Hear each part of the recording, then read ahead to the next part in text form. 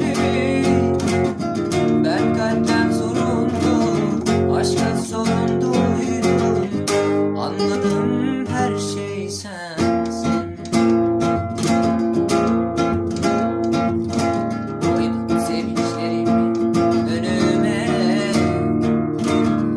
baktım hepsi sensin.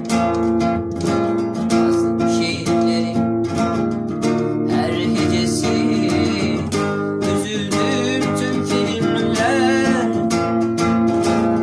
Yıpranmamış hayatlar, büyük hüzünler bekler.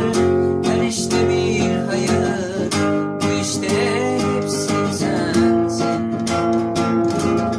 Yıpranmamış hayatlar, büyük hüzünler bekler.